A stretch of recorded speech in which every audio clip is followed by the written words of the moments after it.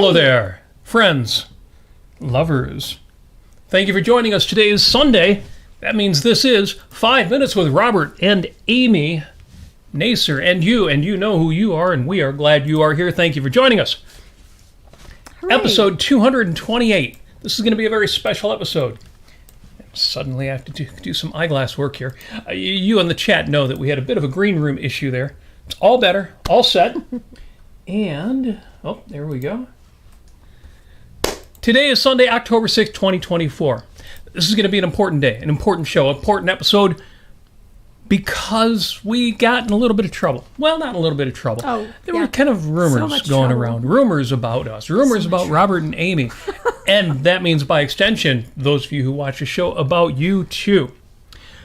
But first, today is Sunday, October 4th, 2024, the 280th day. 80 days into this amazing, wonderful year. 2024. Things have happened this year that have never happened before in both my personal life and around the world, and I hope in your life too. If not, you've got 86 days left to make 2024 a year you'll look back on and say, man, totally worth it. Christmas is in just 80 days. Thanksgiving is in 53 days. And there's something else coming up in 25.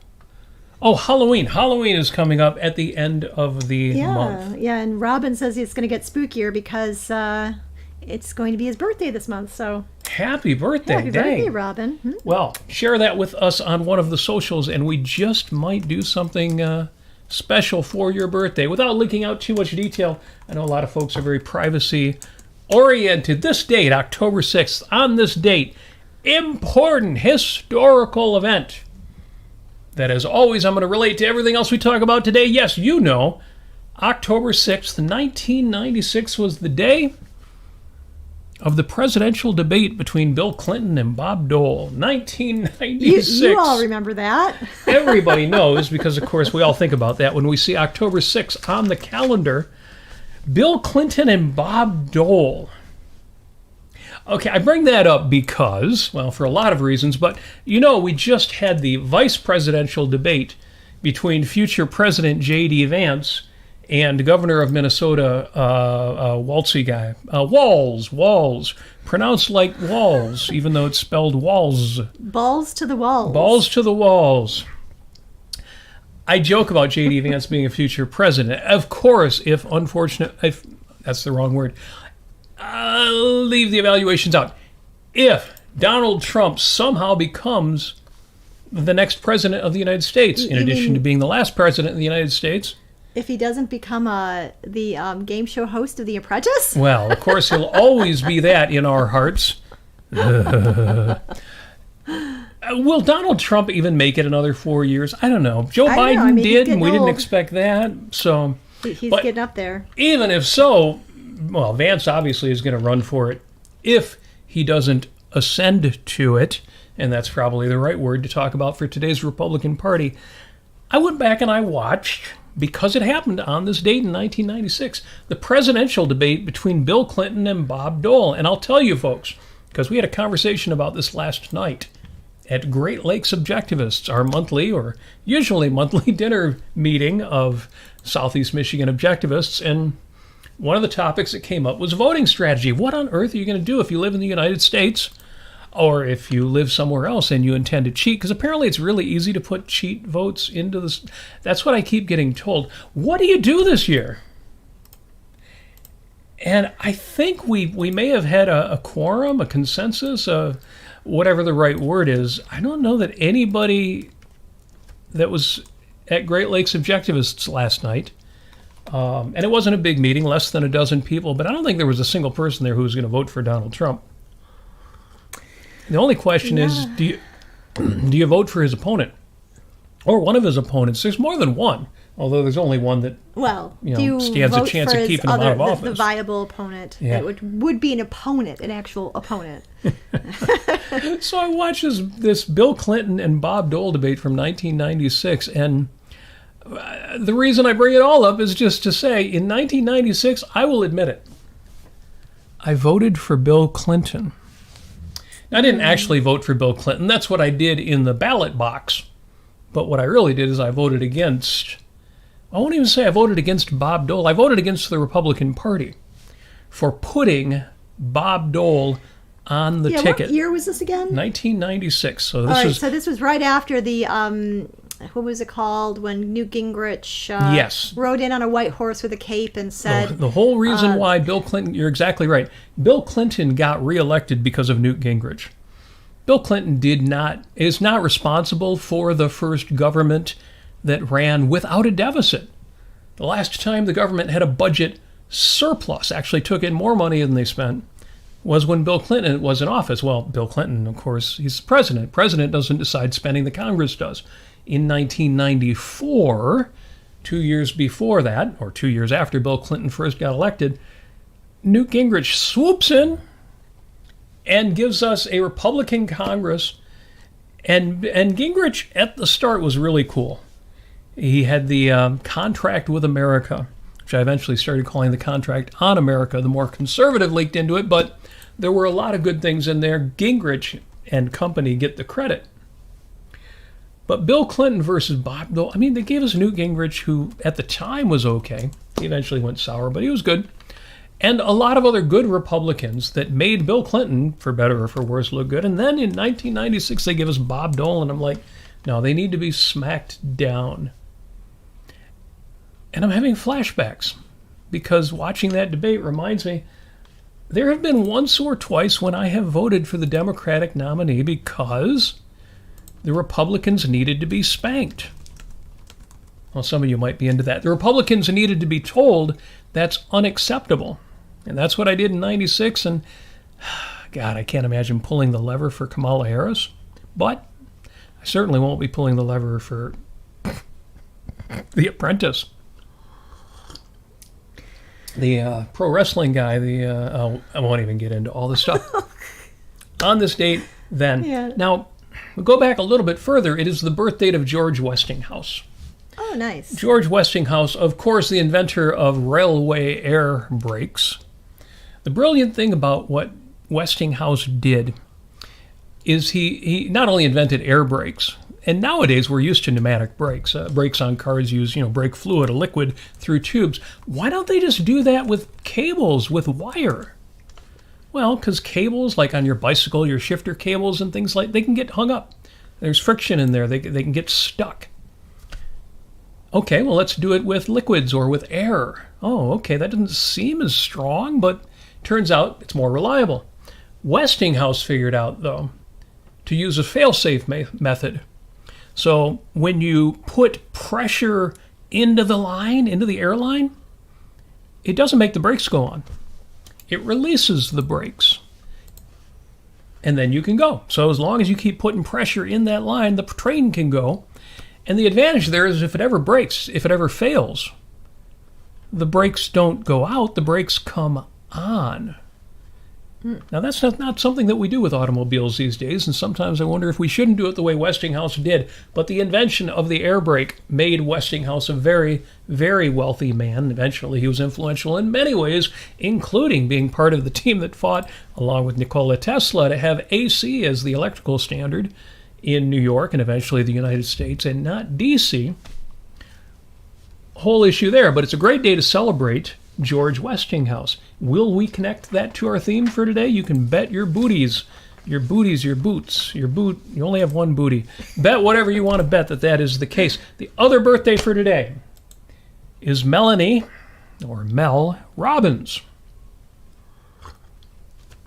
Some of you will know who Mel Robbins is. She's the author of the book, The 5-Second Rule, as well as the High Five Habit. Does that mean if you drop food and it's less than 5 seconds, you can eat it? In a way, but No. Doing a podcast as we have for the last 4 years called 5 Minutes with, how can I resist somebody whose book titles are The 5-Second Rule, The High Five Habit?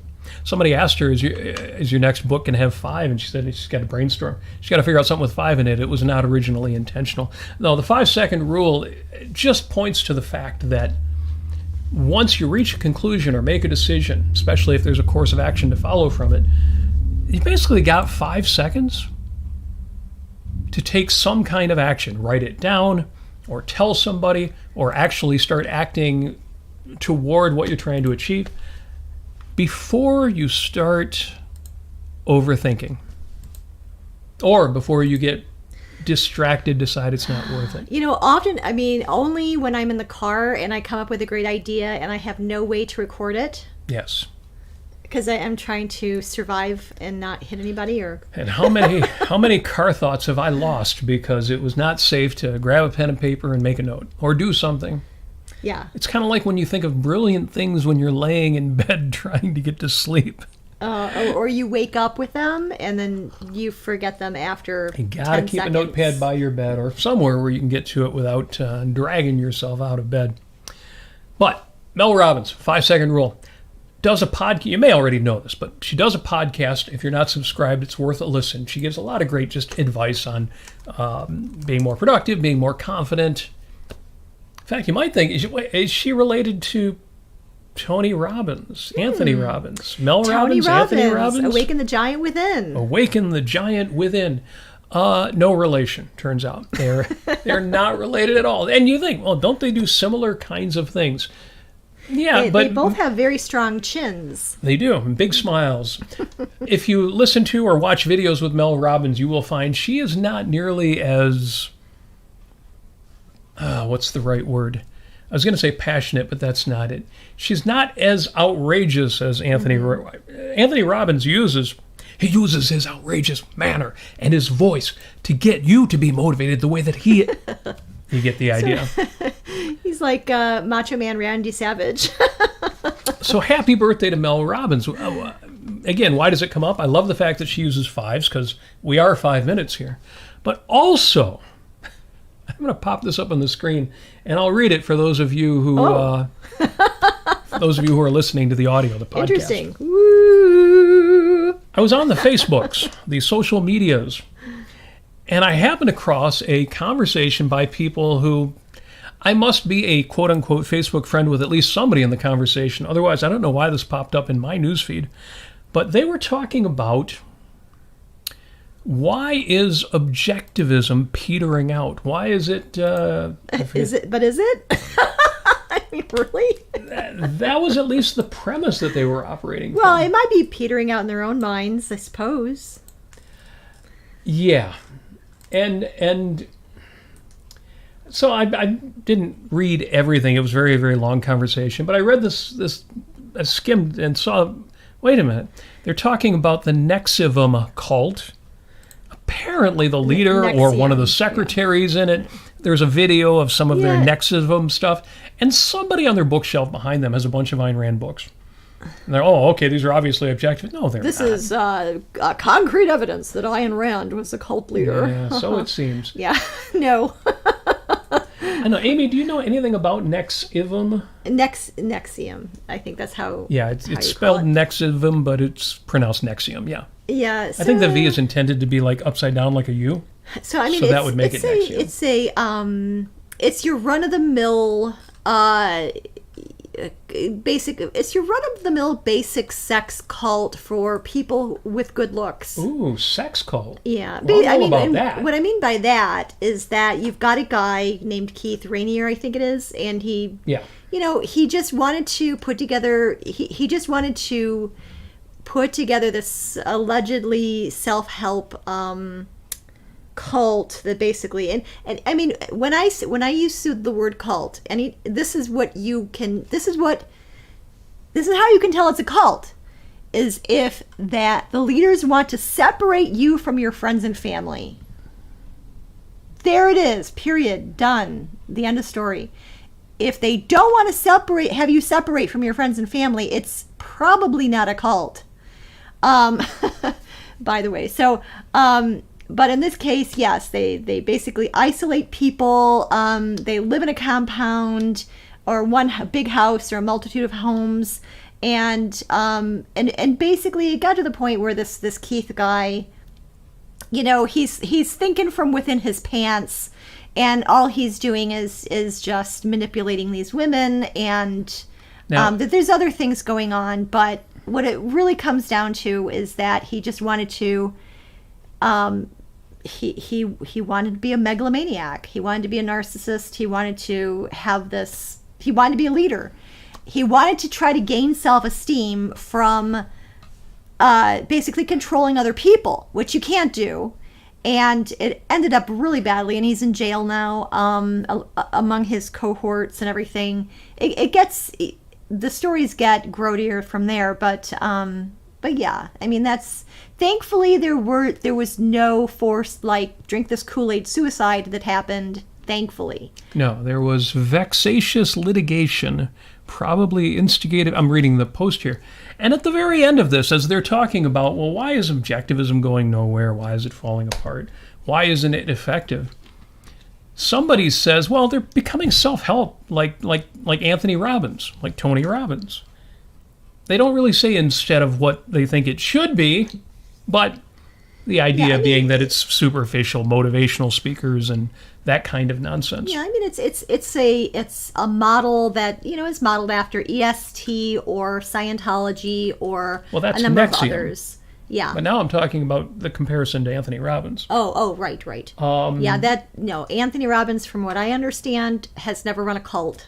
And the point, but the point, from what I know, right?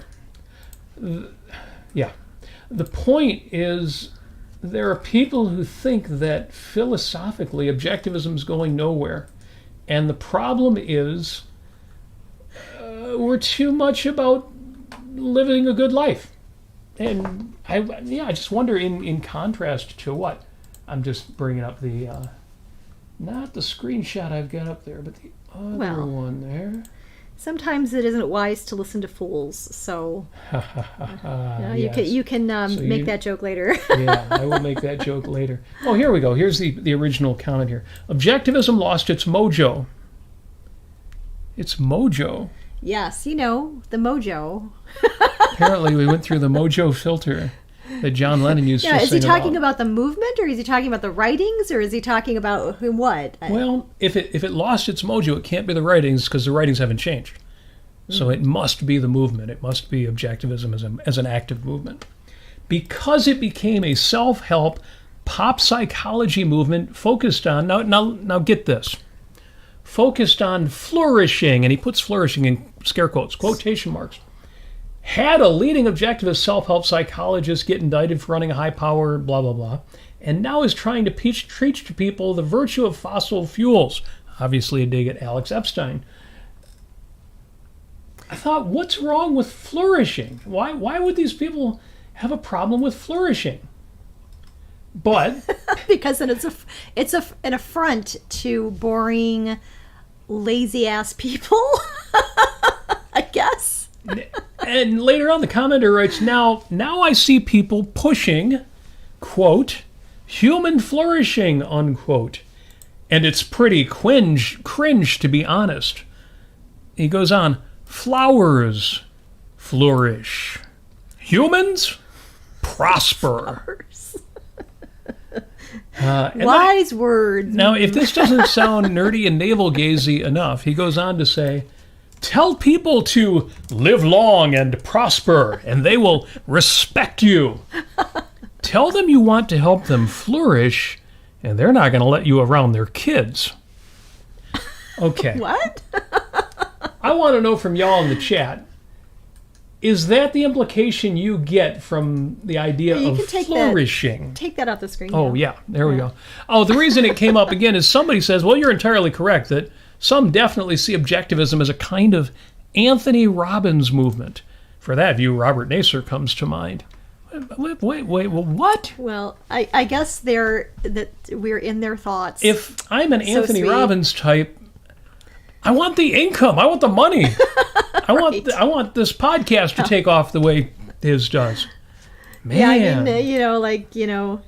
Yeah, I mean, we have the rule book for living. Why aren't we all extraordinarily wealthy? Well, it's probably because we didn't invest in real estate earlier on. And Apple and Microsoft and all that. Yeah. If I am to be accused of encouraging people to flourish, and if I'm going to be lumped in by people like Anthony Robbins or Mel Robbins, happy birthday, Mel Robbins, Definitely practice that 5-second rule. I'm all about that. I'm all for it. Wear that insult as a badge of honor. I will take that insult as a compliment. And it's more than just, of course, somebody said something silly on the internet. It's not just my project. You know, my theme of every movement is thrive. That's your mission statement. That's your goal. That's what you're here for. It's what your responsibility is, and you've got to do it or feel guilty. No, my point is, whatever else these people think they should be, and they're saying prosperous, so presumably they want something good. Whatever they think we should be doing, there's nothing that goes above and beyond thriving, flourishing, and prospering, whatever words you want to use. My guess is this person just got a connection to that word that is hooey, but reading the rest of his stuff and thinking that the fact that somebody in the Nexium cult is interested in objectivism somehow says something about how objectivism has lost its mojo?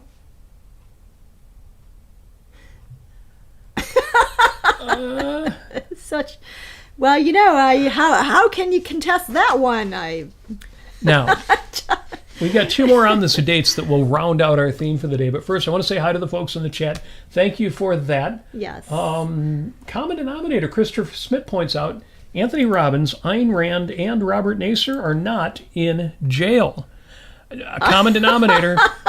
I mean, I think he's drawing the distinction between us and Keith of Nexium, Keith Raniere, who is in jail. But still, I appreciate although Warren Jeffs is in jail. Yeah, a lot of them are. He did not. Yeah, he did not think or did not point that out with the Oxford comma. Got to be careful not putting in those Oxford commas. Otherwise, you'll say, you know, I owe my success to my parents, God and Ayn Rand. Your parents are God and Ayn Rand? That's really cool. Yeah. Did you want to get into the definitions of flourish versus prosper? I do. But first, I just wanted to catch up with the chat, because Stephen Katz is in the chat. Yeah, he's got a lot of questions for us. And he has a question going back to Bob Dole and Bill Clinton. Or Donald Trump and Kamala Harris. I shouldn't say Kamala. I've been trying not to use her first name, because everybody uses her first name and doesn't use her last name. Mm-hmm. Would anybody say, yeah, Kamala was up against Donald? I don't know. They might say the Donald, since he's used that nickname before. But it's funny in a way that, you know, a lot of Ayn Rand fans are our listeners to this show, a lot of objectivists. And you know, in Ayn Rand's writing, in her main characters, she always referred to the men by their last names. Mm-hmm. But the women by their first names. Tell me in the chat why you think that is so. You know, Jinx in Good Copy tells us women are the bunk, and you know it. We did a whole episode called Are Women the Bunk? And I think we answered that question in the negative. But yeah, the negative. Why do we say, well, you know, in 2016 it was, you know, Trump versus Hillary. In 2024 it's Trump versus Kamala. Nobody says Harris. And there's maybe some newspaper writers who know better, and they know that they shouldn't do that. No, it's Kamala versus Trump, just like it was Hillary versus Trump. Yeah, no, I mean, I think that Harris has some kind of law, law officer. I don't know if she was she a police officer? I'm forgetting. She was an attorney general. I don't know if she was a police officer. I'd have to look at that. I'd have to look that up. As attorney general, I assume she was a lawyer. Yeah. Okay. Well, I mean, she was a prosecutor. She was, you know. So I mean, she's not some. You know, she is not a. I wouldn't call her a weak person, or somebody with a weak character. But yeah, I mean, she appears to be a person with a bad character. Yes. Given a strong and bad character. Given how she rose to power and the way in which she exacted justice. Although you would think more people on the right would be happy about the way she exacted justice, because she exacted justice. People think, if anything, she was too harsh. But her critics will say, well, she was harsh against people who didn't deserve it and letting people go who did, and et cetera, et cetera. Without going into the details, why do we call her Kamala and not Harris? Interesting. Well, I mean, it's sort of, it's the kind of thing of, like, if you look at a group of women and you'd say, oh, those are girls over there. but they're actually women. They're adults. And you see grown men, you don't go and point at them and say, oh, those are a bunch of boys over there. So it's very interesting that, that it's a strange vernacular. I wonder how it is in other languages. Yes. Oh, the author, Jim Ashley, asks, what does bunk mean, by the way? Bunk means nonsense or unserious or lies, but in this context, bunk just means silly, not important, not serious. And if you've never read the short story Good Copy, get a copy of the book, The Early Ayn Rand, and read it. It is charming and joyful and really silly. And the story is told, I was going to say, you won't even believe it was Ayn Rand. Ayn Rand actually tells the story that in her fiction writing course, she had people read that story without telling them the attribution, without telling them who wrote it. And when they then analyzed the story and she acknowledged that she herself was the writer, people were aghast. That can't be you. It's too unserious. It's too silly. It's too light.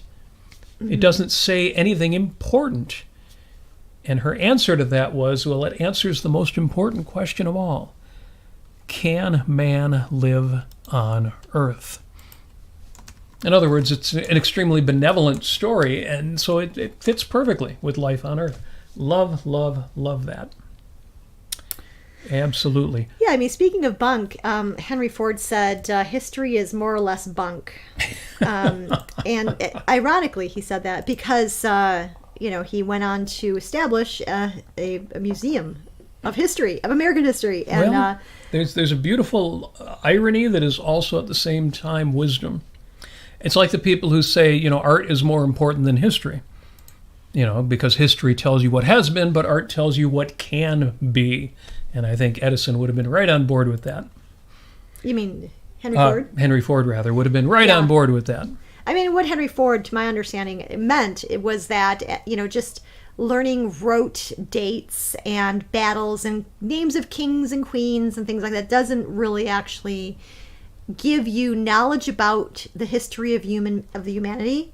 It doesn't talk about human nature. It doesn't tell you, it doesn't give you a hands-on perspective of how people used to live and the kinds of challenges that they had to face every day. And so that's why he had a hands-on school that he created called the Edison Institute. And anyway, very good stuff. It's interesting. We had an incident come up on the internet this week. I don't know if I'll get into the details or use any names, but we had an incident on the internet. Now it may be a week or two old. Somebody said something really bold.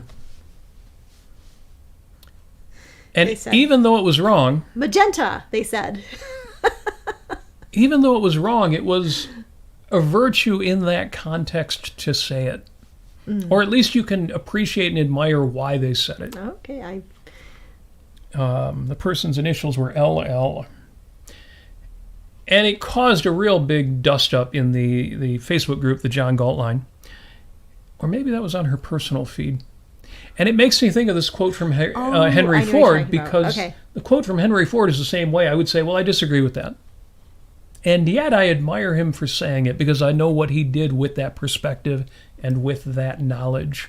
And it just goes to show, once again, as always, context is everything.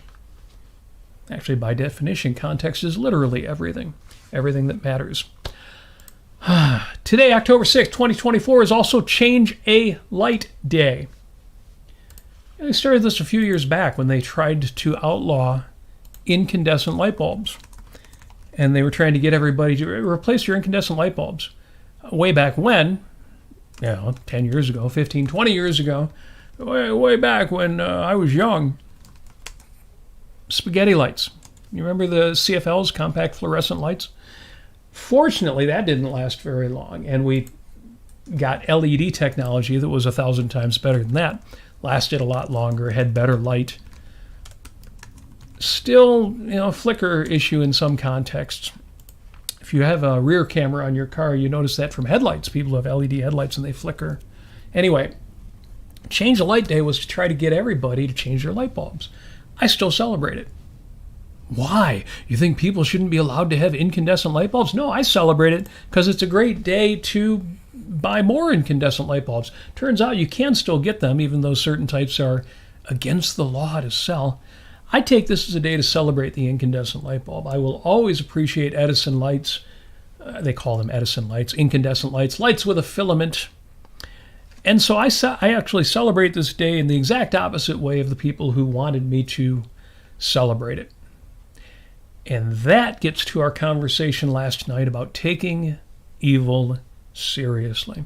But first, how serious should we be about all this? It's also happy, and this is the last on this date, National Noodle Day. I actually had to look. I've got a chart here of the types of pasta. It's very nice. What's amazing about all these different types of pasta, and, some of them I don't even recognize, but the obvious ones like rigatoni and spaghetti and orzo and I don't even think linguine. this doesn't even cover soba noodles or is it soba on here? No, and where's rice noodles? We're ramen noodles. Angel ramen here is kind of noodles. like a ramen noodle. But the amazing thing about all the different types of noodles, all the things you can do with, you have spaghetti and lasagna and orzo and just completely different things. They're all made of wheat. Primarily semolina wheat. Mm-hmm. But what else can you make with wheat? Everything. You can make shredded wheat. One of my favorite breakfast cereals. You can make bread and almost every other baked product that has wheat flour as its primary ingredient. You can drive the gluten-free crowd crazy, which is an end in itself right there. But it's amazing that it's Noodle Day just because noodles don't get the credit they deserve. We talked a couple weeks ago when it was National Ramen Day, ramen noodle soup day. Nobody eats ramen noodles anymore, right? Well, if you're on a budget, you do. Or if you just want a really salty snack that only costs $0.25, you do. I still appreciate things I don't even do anymore because I know of how valuable they can be to somebody. I love the fact that Noodles and Company is out there. Just because it's silly. It's a silly name for a restaurant, and they're fun. And life should be more fun. Life should be +1 fun. One more fun than it is. So happy National Noodle Day. If you're avoiding carbs, well, just have a little bit less spaghetti. But don't stop, for Pete's sake. Spaghetti's too good. I want to give a shout out to all the pastafanarians out there, including myself and Robert, and those who give homage to the flying spaghetti monster. Ramen. Ramen. Flying spaghetti monster. One of the great ways of oldie but goodie of making the point that if religions deserve special treatment, then you deserve to start your own religion and get all of that special treatment. Let me jump real quick to shameless self-promotion and what are we listening to this week? Amy, anything special come to mind for what you've been listening to this week? No, but I've actually been getting some good emails from You in Progress. It's the Doomslayer, the newsletter that cuts through the gloom. Yes, we have recommended Doomslayer before. Make sure you're on their mailing list. Every weekend you will get a list of the good news out there. There are good news websites you can go to, but no, sign up for Doomslayer. You get it all in an email. And you can be reminded for every bad thing going on out there. Well, there's 10 good things happening too. Yeah, and there's also the Free Press, which is run by Barry Weiss. Yes. So you can get their emails as well. And just this week, they reported, somebody reported on, I think he's writing a book about, he basically traveled across the globe and with the special eye towards how do people feel about America. Most people think America is great. It's amazing. And everybody loves America and everybody wants to be like us in America or in the Western countries. Yes, that's excellent. Yeah, and I mean, there are several areas in Africa. Don't ask me exactly where they are or what their names are, but where people are actually coming out of poverty, and they're embracing capitalism and they're embracing entrepreneurship, and it's so amazing, and it's about time. I feel very happy that they are discovering their own personal freedoms and their economic freedoms and individual rights in those ways. Hopefully that they are protected. But the technology and the internet and smartphones, it's all making it happen for a lot of people. So, hooray. Yes. Hooray, America. I sometimes look back fondly on the late Rush Hudson Limbaugh III. Rush Limbaugh had his issues. When he was at his best, which probably was the 1990s, maybe a little bit into the 2000s, he was unbelievably good at what he did. And one of the things that he would do that almost nobody else was pointing out there, but he would remind people, how are you doing? Because most people, you would ask them how they're doing. If I ask you how you're doing, you're going to say, well, I'm actually doing pretty good. But I'm worried about my neighbors. I'm worried about other people. I'm worried about this group or that group. And Limbaugh would point that out in the obvious contradiction, which is, if you ask anybody that question and almost everybody gives you that answer, things aren't as bad as you think they are. Now, you might be one of the few people for whom things really are bad. In fact, they've gotten worse. In fact, they're actually tied to the trends that we're all working on and fighting and worried about. There are a few of those folks out there, too. But as the folks at the Free Press can point out to us, it's not true for most people. It's just not the way that it is. Yes, Pastafarians in the chat. Okay, yes, that is... if you've never seen anything related to the Church of the Flying Spaghetti Monster, just look it up. It is charming, hilarious, and even though it also involves pirates and prostitutes and things, it's irreverent. Yeah, it's very irreverent. And the point is to be irreverent but it's fun. As a counterexample to several of the things that they're fighting. Look it up. You'll find more on there. And I'm being told, Stephen Katz says ramen costs $1 in my market now. Christopher Smith says it's now $3 for $1. Depends on where you go, what you're getting. If you're buying the top ramen brand, those are the ones in the little packet, and those are probably the 33-cent ones that Christopher Smith's talking about. You can get fancier ones that are almost more like you would get at a ramen shop. Right. And I'm sure those are more like the $1. I've seen them for several dollars. You can try to find an Asian market to go to, and you'll have a lot of variety and a lot of different costs. I think Stephen might be in California, which means everything costs 3 times as much anyway. Which means you've just got to earn 3 times as much as the people in flyover country earn. Oh, sorry about that, Jennifer. She doesn't like the term flyover country. Actually, I don't think she has anything against the term, just the idiots out there who tend to be dismissive of those of us who don't live in either New York or Los Angeles. Well, what I've been listening to this week... What are you listening to? I have been listening to... we've mentioned Rick Beato. Yes. If you've only seen him online, it looks like his name's spelled Beat-O. Rick Beato is a musician and music teacher and record producer, and he does a music podcast. And he interviews musicians, and he analyzes music. And it's fun if you're a musician, but it's fun even if you're not a musician, where it tells you what makes a song great, what makes this song work, how come this song is so good, why was it so popular. He's really good at it. It's not just his opinion of, I really like this song. Well, there's another music YouTube channel out there, a blogger, that I've found fairly recently. And if you like music, or if you just like fun, and especially if you are a old school music fan, if you're a Beatles fan in particular, although she talks about other musicians, other bands, she spends a lot of time on the Beatles. The artist goes by the name Fathom, Fathom. So if you go to youtube.com/, well, it's in the show notes. Look in my show notes, Fathom Music NZ. In fact, I didn't even notice it was Fathom Music NZ. I assumed she was British because she has an accent. But it's really strange because her accent comes and goes. And she has a sister who looks like she could be a twin sister, although I don't think they're really twins, who has an accent that is even less pronounced. Sometimes she sounds like she could be British. Sometimes she sounds like she could be American. Well, the NZ at the end of the name, it turns out they're from New Zealand. So they're Kiwis. Yes.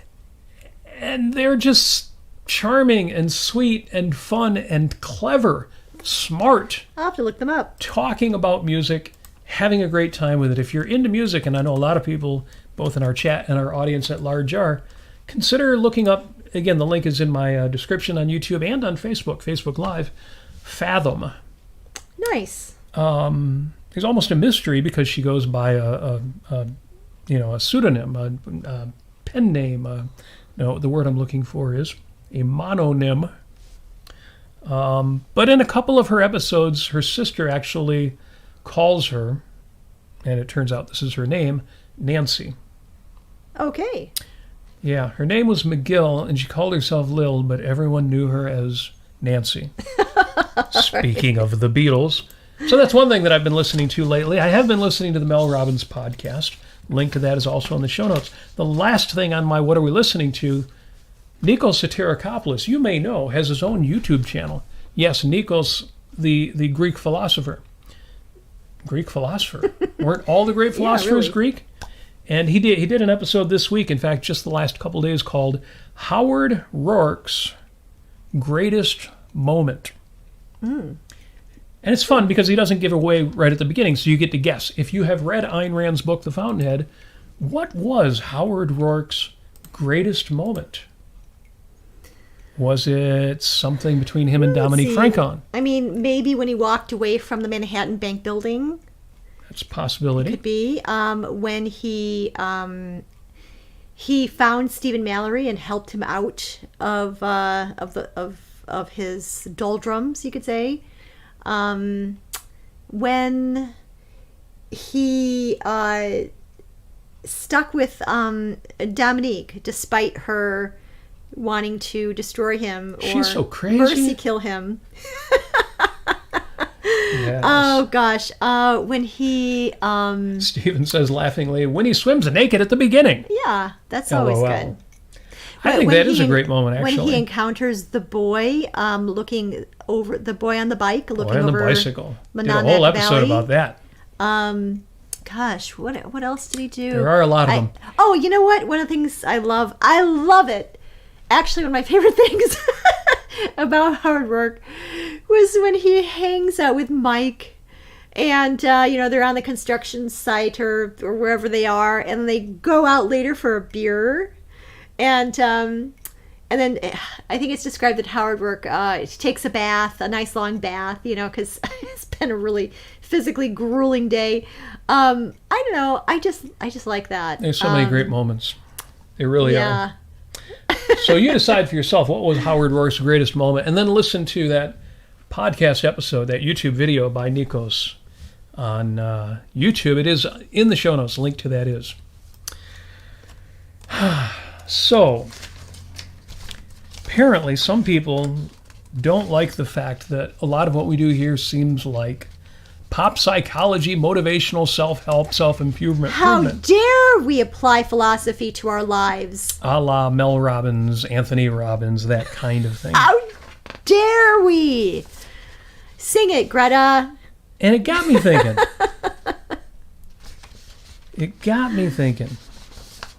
Got you thinking. Is objectivism related to Robbins and Robbins, or any of these motivational self-help? Well, it would be related to any elements that are true in what those people have to offer, right? So, does that mean by extension that anything true and correct and right that Tony Robbins or Mel Robbins have to say, are those ideas part of objectivism? Everything's part of objectivism. Because objectivism describes reality and the nature of man. Well, I should say this. Not every conceptual formalization is consistent with objectivism, but there are a lot that there is. And, again, I mean, we all live under the same sky. We all live on the same planet. And there's going to be a lot of consistencies that people make honest observations from. And, it is going to... Objectivism is not some sort of brain-in-a-jar BS philosophy that you use as a club to hit over your enemy's head. That's the opposite of objectivism. Well, but at the same time, I bring up the counterexample to make the point that it's not true that objectivism is coextensive with the truth. Leonard Peikoff's made that point before in talking about so-called closed objectivism and so-called open objectivism. Is objectivism closed? It's the wrong word. Objectivism is what it is. It's Ayn Rand's philosophy. Well, shouldn't you take anything that's also true and consistent with objectivism and say that's part of objectivism? What, you mean like Tony Robbins' personal power program? Well, no, that's different. How about something better? How about something fully rational? How about something that I want to recommend to you, which is Jean Moroney's blog at Thinking Directions, or her actual Thinking Directions courses, her Thinking Labs. Is that part of objectivism? Jean would be the first person to tell you that's a ridiculous question. Of course it's not. So that answers the question of open-closed objectivism, but also I think it kind of answers these people who think, why has objectivism lost its mojo? A, it hasn't lost its mojo. Certainly, because you were saying, well, you're talking about the writings of Ayn Rand or the movement. The writings of Ayn Rand haven't changed. Certainly not since 1982, when we lost Miss Rand. So objectivism as a corpus, as a library, hasn't lost its mojo. Has the philosophy lost its mojo? Well, look at all the successful objectivists out there. Look at all the wealthy objectivists out there if you want a simplistic measure of our success. Look at all of the happy objectivists, all the people who say objectivism changed my life. Look in your own mirror and ask yourself, what has clarity about these ideas done for me? Yes. Is that losing its mojo? No. Zero mojo lost. When you do the high five that Mel Robbins says you should do every morning when you first see yourself in the mirror, and she's not saying give yourself a wink, not think high five. Literally, put your hand up to the mirror. Give yourself a high five. Not so hard that you break the glass. Give yourself a high five. It really does change your state. And it prepares you for further success. When you remind yourself, I'm on my own team. I am on Team Robert. Other people are too. I'm not saying I'm isolated. But we judge ourselves. We talk to our negative self-talk. Oh, man, that was stupid. Oh, I'm so embarrassed. Oh, and that's normal. I'm not criticizing anybody for doing that. But how often do we remind ourselves, wait a minute. I'm on my own team. I'm on my own team. The artist Quent Cordair says, one doesn't deserve to be one's own harshest critic without also being one's most devoted fan. And he's absolutely right about that. That's absolutely right. And in this culture with altruism being the predominant morality for so many centuries, it's really important to find ways to extract your mental state from that moral philosophy, or that I would even call it a full morality altruism. All it is it's basically a distraction from realizing that you are your own best friend, you are your own best advocate, and you get to decide, and you get to make the choices about what you want to do in life. If there's more ways to do that, to remind yourselves of that, I'm all for it. Yeah. Whether they call it objectivism or not. Yeah. Yeah. Now, maybe I should give my toxic positivity disclaimer. Yeah, let me do that real quick, because I know some of the people who are listening to this, in fact, some folks in the chat, are going through hard times, real challenges, depression and other things. You know what toxic positivity is? Somebody who says, well, all is for the best in this best of all possible worlds. No, that was one of Voltaire's characters, but the point is the people who say, just be happy. You should be happy. Life is so good. Life is great. And you need to be happy. If you're not being happy, you're doing something wrong. Well, A, that's not true. It's incorrect. It's a bad approach.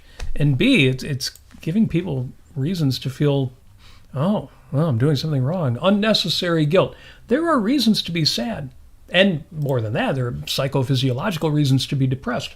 And those are things you want to work on. You want to find resolutions for eventually, but you don't need to also have somebody positive come along and say, no, man, life is great, and have you feel that much worse. No, And that is not what we're shooting for here. The whole point is, Robin says in the chat, Objectivism has made me happier. So even if you're in a challenging position, true ideas, and even things that you will get from people like, Anthony Robbins or Mel Robbins, wherever you're at, they can help. They won't necessarily dig you out of a really deep hole if that's where you're at. But it always helps. It's always good. Now, me personally, my bigger challenge is avoiding the hedonic treadmill. Whole episode, it's not in the show notes, but it's out there. Search the internet for happiness and the hedonic treadmill, and you will find my episode on that. I think it had a longer title on that. Yeah, you might have to look up my name and hedonic treadmill. And the point is that we have happiness and jumping off the hedonic treadmill. Jumping off the hedonic treadmill. Yep. And the point is, and a lot of people have said this, there's psychologists, the Sam Harris, Steven Pinker types, we have a hedonic set point. The story is you win the lottery. You're really happy. You're happy for a while, for months. You go out and spend money, and you give money to people you care about, and you do all these great things. And people ask you, are you happier since you won the lottery? And you report, yeah, I was okay before on a scale from 1 to 10. Maybe I was a 4 or 5, but I'm a 9 or 10 now. I feel great. And they'll come back to these people a year, or sometimes it'll be a few years later. And even if they've still got the money and they didn't all blow it and find themselves back where they started, but no, they're still wealthy. They were smart enough to put the majority into investments that will continue to pay off. But if you ask them how happy they are, they end up reporting they're a 6, maybe a 7. Sometimes they're all the way back down to 4 or 5. And the idea is we have a hedonic set point. We have a worldview and a normal state of mind that tends to return us to a certain level. Now, the bright side of that is that when sad things happen, we tend to get over them. So if something knocks me down to a 1 or 2, just by doing my best and waiting, letting time do some of the work, I can get myself back to that 4 or 5. But it also means that jumping off that hedonic treadmill of, I feel really great because something good happened, and then I got to get back on the treadmill and do something else. People talk about dopamine hits, but it goes much deeper than hormones and stuff like that. It takes conscious effort. It takes ideas. Ultimately, it takes philosophy to actually make a change to what otherwise comes naturally. But it can be done. It should be done. And if you look up Robert Nasir and jumping off the hedonic treadmill, you'll see a whole episode on that. Yeah. And it's why I don't think objectivism has lost its mojo. And more than that, it's why I don't think objectivists have lost their mojo.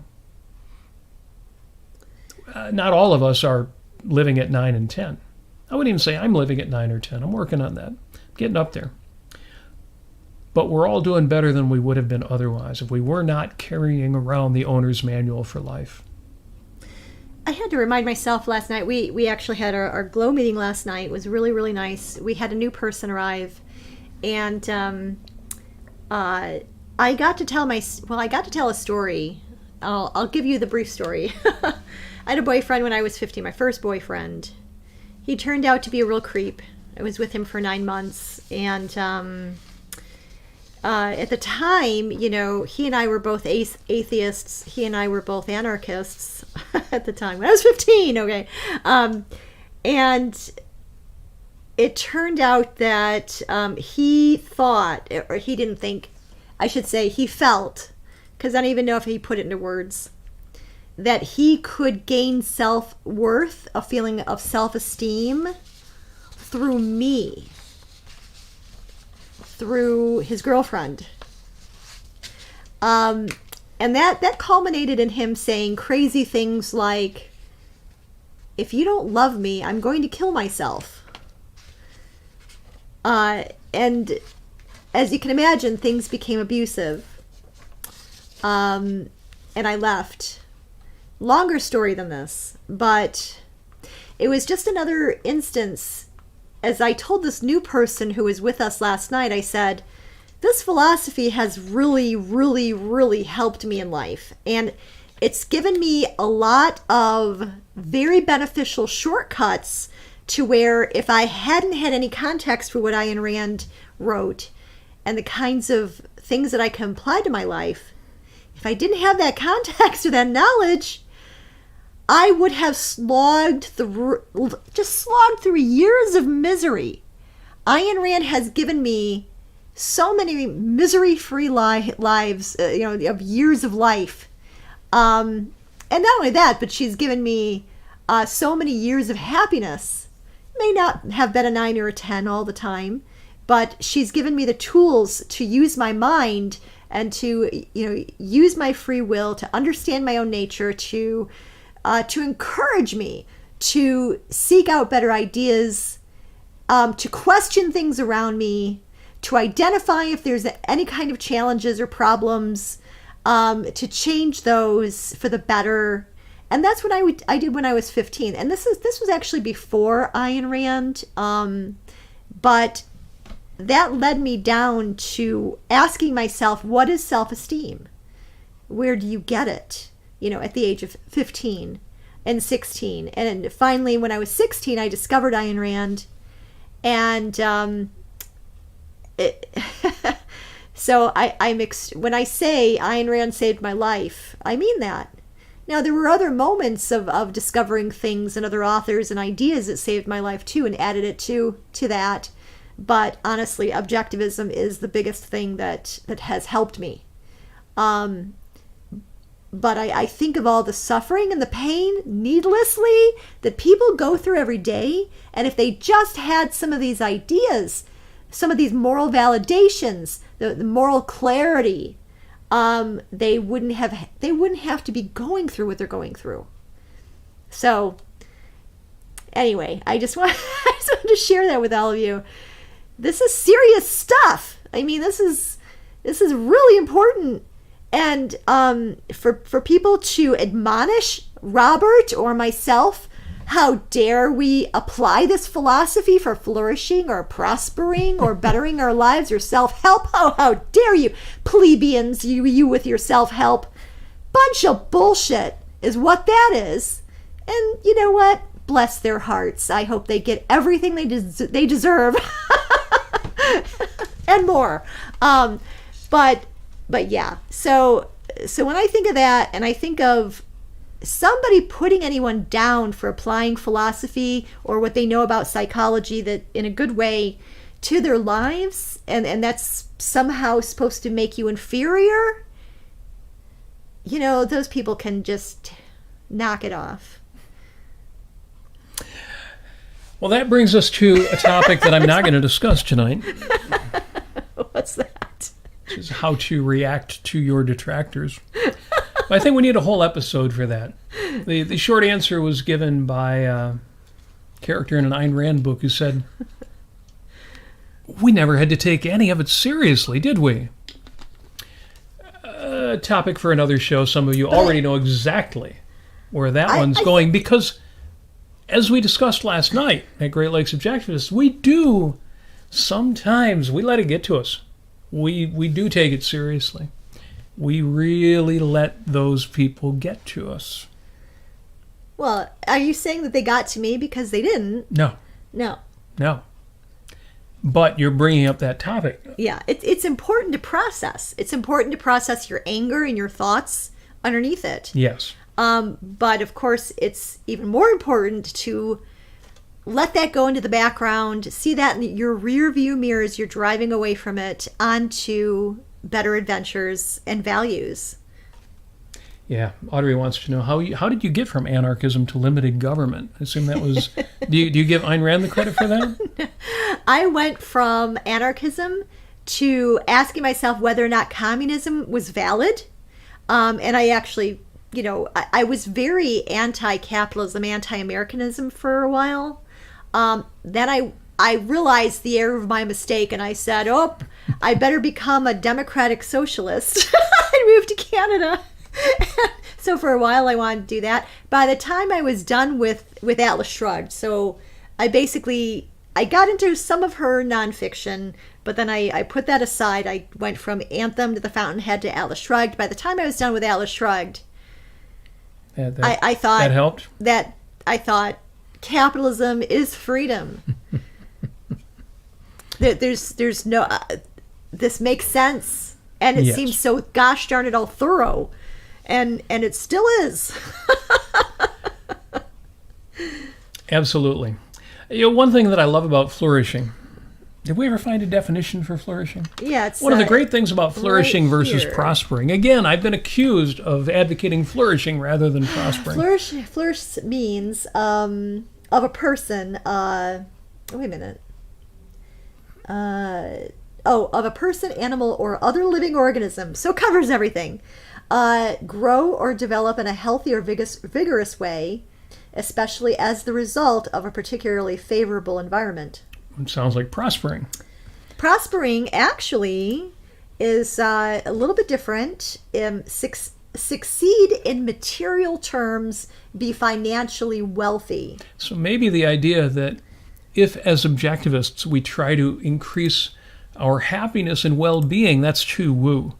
And we should just be going for the big bucks and a nicer house and all that.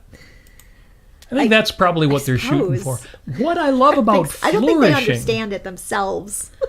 What I love about flourishing is precisely that it is bigger and broader than prospering.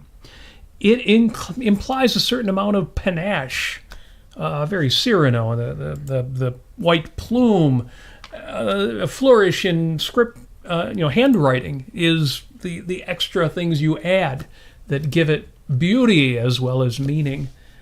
I think we should be all about that. And whether they agree or not, I'm not going to stop. Because I want everything plus one. You hear that expression, plus one. I think it probably comes out of video games. You see a little plus one when you get another coin or token or weapon or whatever, new level, plus one. Nowadays, it's become a figure of speech. You go to a party and, are you bringing your plus one? Which sounds very silly, but apparently that is a au courant thing. I want happiness plus one. I want to jump off that hedonic treadmill. So my Post-it note for the week, my reminder to myself that I will put up to be reminded, just says plus one. Whatever it is. Take it to the next level. Take it. I hate the next level. God, I hate that expression. But if you like that expression, you can use that too. And it doesn't just have to be your happiness. In any given moment, you can decide, I don't feel the energy I want for this activity. I need more. Well, you can change that. All you got to do is put your shoulders back, sit up a little straighter, chin down, but head up, open your eyes a little bit wider. All of a sudden, you've got more energy. We've talked about state management. That's very Tony Robbins. That's very NLP, neuro-linguistic programming. But it works. You can plus one just about any aspect of your life anytime you choose. Sometimes all it takes is the reminder that you can. So this happiness goes to 11. This happiness goes to 11. Don't even look at it. Don't even look at it. Spinal tap happiness. Anyway, do we want to answer some questions? Love to answer some questions. Oh my gosh. Well, let's see here. I'll just We'll do it rapid fire here. Well, Audrey asks me, how did you convert from anarchism to limited government? That's the one I just asked you. Okay, yeah. And that's how was I persuaded? I'll give a shout out. There's a guy, during the time of Rush Limbaugh and AM talk radio in Detroit, in this area, there was a guy named Mark Scott who was kind of a fan of Ayn Rand and a fan of objectivism, and he would talk about Ayn Rand and objectivism on his show. And he wasn't entirely persuasive, but he was certainly a voice out there that helped me. But I mean, just reading Atlas Shrugged. Well, like Rush Limbaugh, he got older and he got more tired, and it made him, in his case, made him angrier, more bitter. And he eventually lost his gig on terrestrial radio and became internet only. But when he was good, when he was younger, he was very good. I'll tell you what about Atlas Shrugged is, I just told you all about the boyfriend who was, trying to psychologically control me, trying to somehow extract self-esteem for himself out of me. And it was very abusive. I saw that in a lot of characters in Atlas Shrugged. You've got Hank Reardon's wife, Lillian, his mother, his brother, Paul Larkin, a number of other people. You've got, Cheryl Brooks with James Taggart. Exactly the kind of stuff that I went through with my first boyfriend. Cheryl went through with James Taggart. How am I supposed to live without you? Well, that's a little different. Okay. But I mean, there were so many things that I personally went through. I mean, I was not old. I was, at that time I was 17, and I had seen enough. I had seen enough to know, what was morally wrong in this situation. And I'm so glad I discovered Ayn Rand, because I knew it was morally wrong, but I didn't know at the time what was morally right. And that helped me fill in the picture with politics. That understanding the connection between morality and politics was a real game changer for me. Okay, there you are. Do you think Hitler in a bunker could have benefited from objectivism? No. No, his state of mind was not receptive. He would not be able to understand objectivism. If you told him any aspect of it or handed him a copy of The Virtue of Selfishness, he would have read it in the first paragraph. He would have said, no, that's not the way the world works. The way the world works is there are a set of people who are in a position to lead, to be in power, and a set of people who are inferior. And they're not just inferior, low IQ, but they are vicious, they're evil, they're selfish. And that's why they must be eliminated in favor of those of us who understand duty. So no, objectivism was not going to have any impact on Hitler. You could lock him in a cell for the rest of his life, let him live for another 60 years with nothing to read but objectivism. And if he got to the point where he read it and really understood it, his next step would be to immediately commit suicide. But no, one of the things that's hard to understand, not hard to understand, one of the things that's hard to credit as an objectivist is that people who are not objectivists actually believe the things that they believe, and for reasons. Not necessarily good reasons or reality-based reasons, but the reasons are not light and just it's all evasion and lying to themselves. No, there are other philosophies out there. People say, why isn't objectivism won yet? Maybe these clowns who think objectivism lost its mojo. I shouldn't say clowns, I'm sorry. These other thinkers who think that objectivism has lost its mojo. Part of the reason why we have not won the day yet, in terms of being the majority of people out there, is precisely that ideas matter, and other ideas are out there, and it's very difficult to change somebody's philosophy just with ideas. And it's also very, in this culture, a lot of people think that they already have it figured out, with religion and other kinds of moral and philosophical perspectives. They think they already have what they need. It takes a real a person of courage to say, wait a minute, I don't. Maybe I need to keep looking. So shout out to the person who came over last night, because they had the courage to keep looking. What is our view of the Electoral College? That's a great question. I'm not entirely sure. I'm not a political science major. It says here the Founding Fathers established the Electoral College in the Constitution in part as a compromise between the election of the president by a vote in Congress and election of the president by a popular vote of qualified citizens. It's a guardrail. It's a guardrail against unlimited majority rule. Yeah. You could have a demagogue. You could have, I know you think we already do, but you could have somebody who's the world's greatest orator but corrupt in every way, who could win over the majority of people. And yet, anybody with an IQ over, say, 120 would know that this is a person whose only goal is to destroy the country. It's not a great guardrail. It's not a great way to protect us from unlimited majority rule, but I'd be hard-pressed to come up with a better one. I do think I would love to see America switched to ranked voting and multiple parties and a little more like they do in the UK and parts of Europe. But if you're going to have the kind of system we have, I think the Electoral College does continue to play an important role. Yeah, it's sort of I would call it kind of a check and balance in that way. Yeah. or kind of categorized in that way. What do we think of country singer Luke Bryan? I have not heard of him, but with... I'm glad you mentioned that. do you know who Luke Bryan is? No. Okay. I mean, I've seen, video clips and things, but I'm not somebody who follows country music. And it's interesting because if you ever want to appreciate a music genre that is not one you like, go to the movies. I'm old enough that I remember when disco music was a thing, and I thought disco was terrible. I was a rock and roll fan. And then I saw Saturday Night Fever. Didn't turn me into the world's biggest disco fan, but it made me appreciate what people liked about it. And then I went to see...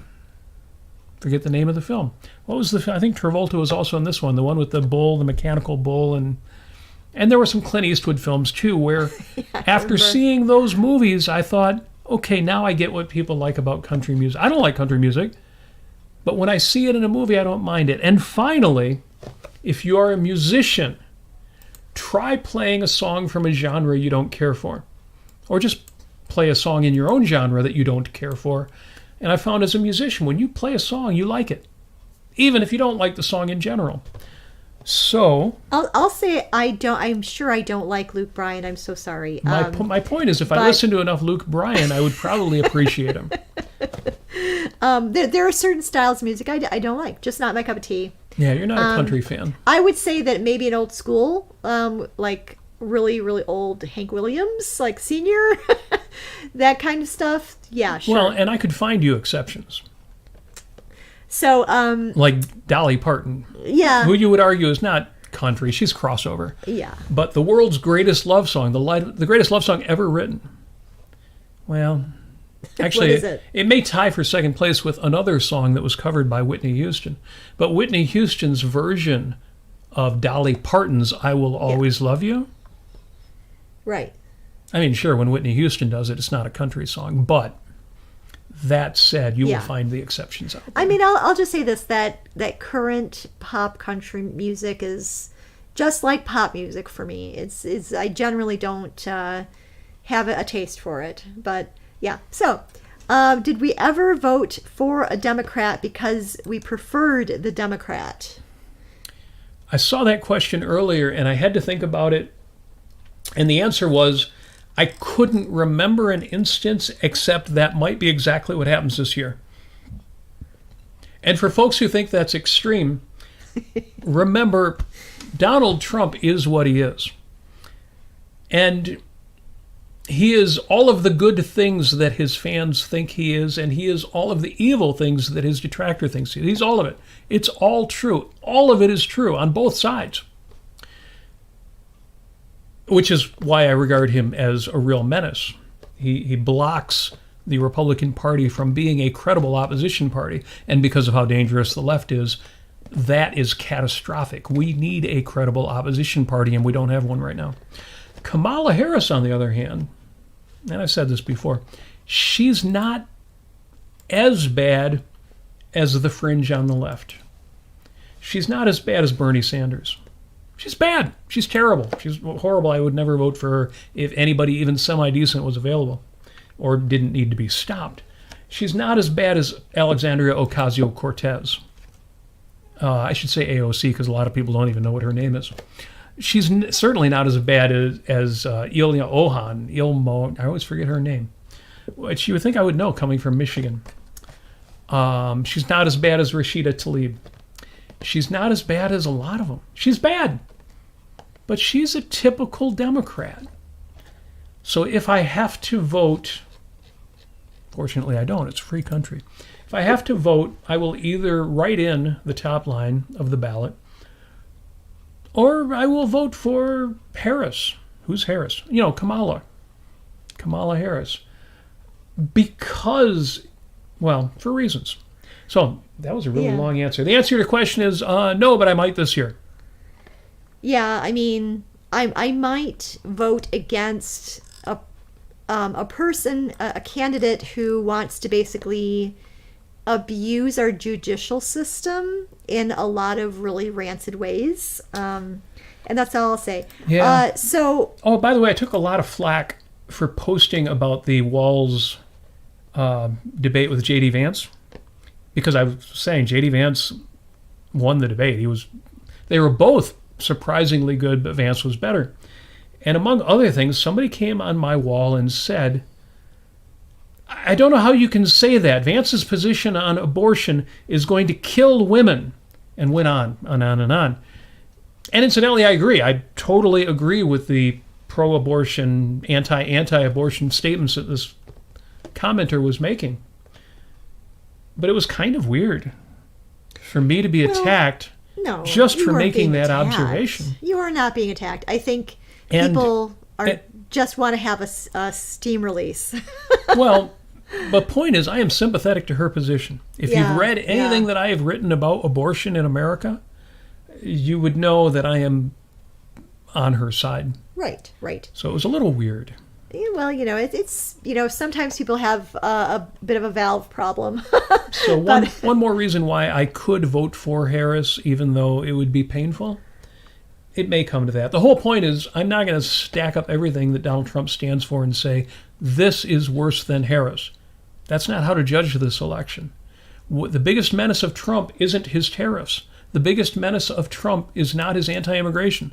The biggest menace of Trump is not his anti-abortion. Those are all bad. The big menace, the reason to vote against Donald Trump, is he's a narcissist, a fool, and an idiot, and he stands in the way of fighting the left in any credible manner. Right. It's not abortion, it's not tariffs, it's not immigration, it's not any of the issues. He's bad on all of that. But if it was just about the issues, you could do a pro and con. No.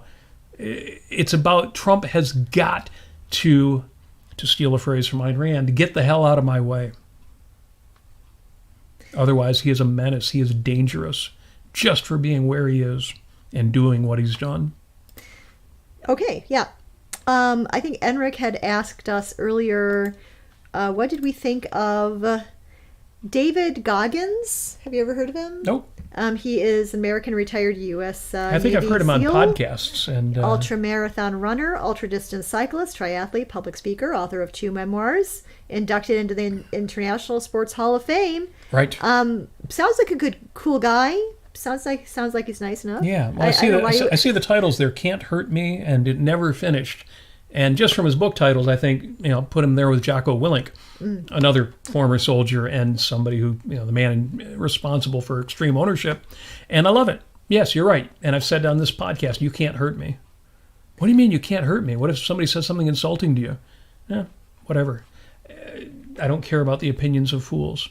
The closest you can do is to insult somebody I care about. But even then, I'm not going to take it to heart other than do what I've got to do to... Yeah, I mean, if that's what he's meaning by that. Yeah. So, not familiar with Goggins. I hear him come up on podcasts and whatnot. At some point, I will explore. If you have some suggestion for something I should look into, let me know. Yeah. Let's see. Yeah. So, I think that's basically it. Let's see. Yes. Asian noodles need to be in the chart of pasta. Yes, and Audrey gives us a list of noodles too. Yeah, it's amazing now. The realm of noodles is wide. Yeah. Egg noodles are wide. No, noodle types. Jim had asked, women are the bunk. What does that statement mean? I explained that. I answered that one. Yeah, you did. Okay. So, and I also said, women are.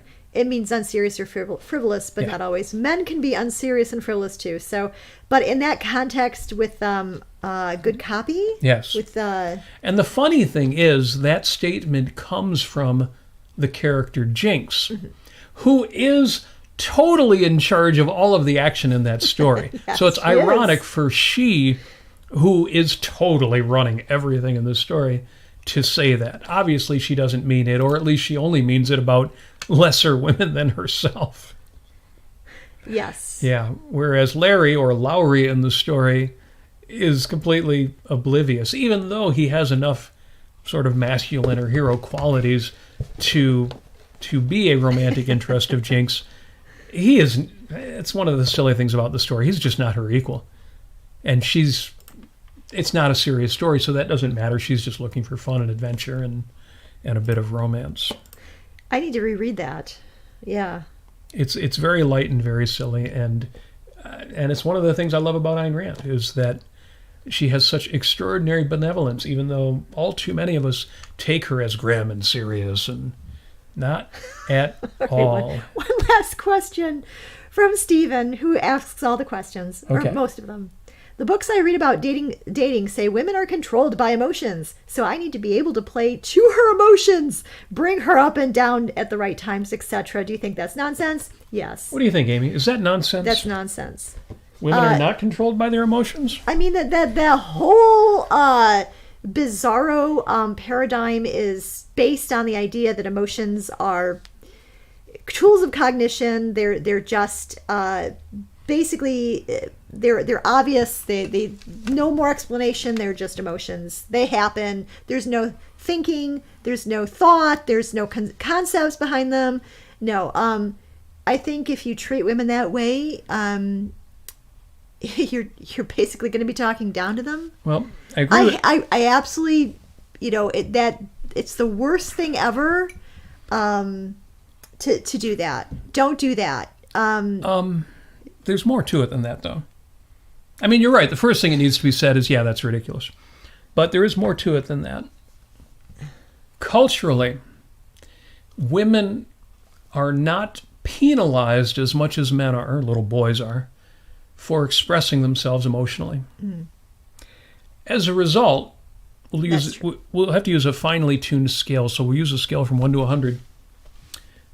Are women more emotional than men? I'd give them a 55 and give men a 45. There is a little difference there. Does that difference matter? As Amy suggests, even that doesn't matter. And why is that? Because there are some emotions that men express more than women do.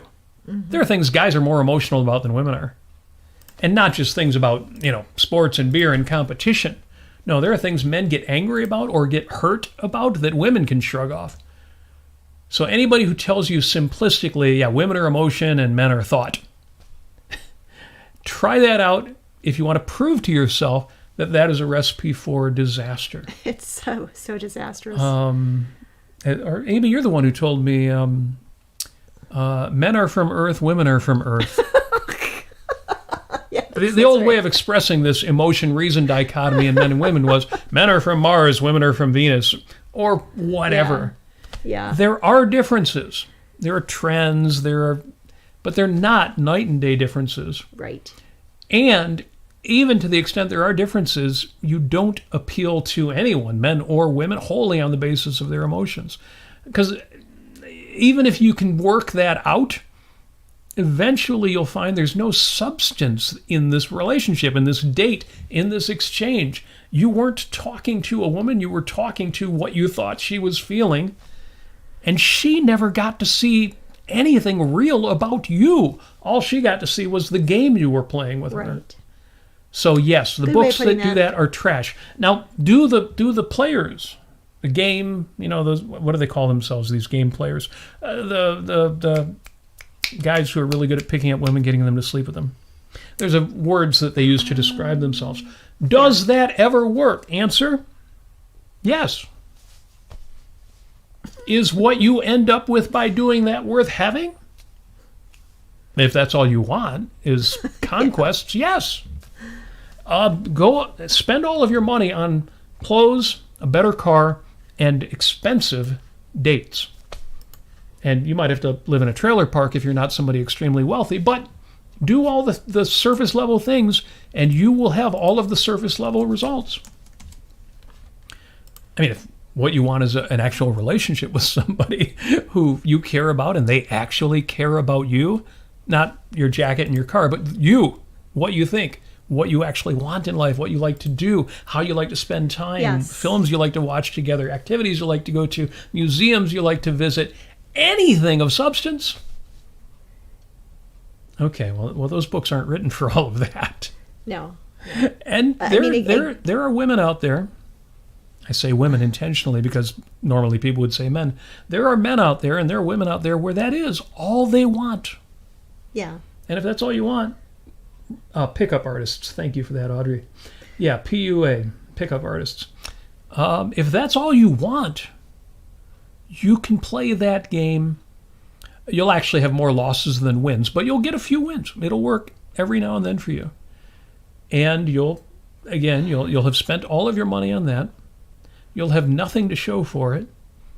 But if that is your value, I'm not saying any particular Stephen or anybody else, particular person, but if that's your value hierarchy, you see that in certain types of really high achievers, men and even women who spend all of their time on work. Corporate environment, they work 70 hours a week, and they are satisfied just to have a warm body to go home with. They don't get that close because they don't have time to be that close. They don't have time to waste on that stuff.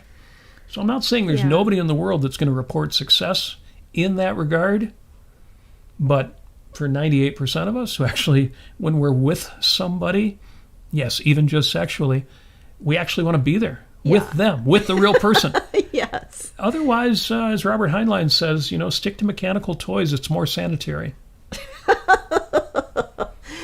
With that, thank you for those questions, Stephen and Audrey and everybody.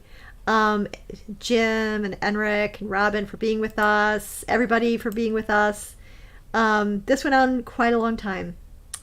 And again, favorite book, Selfish Path to Romance by Ellen Kenner and Edwin Locke.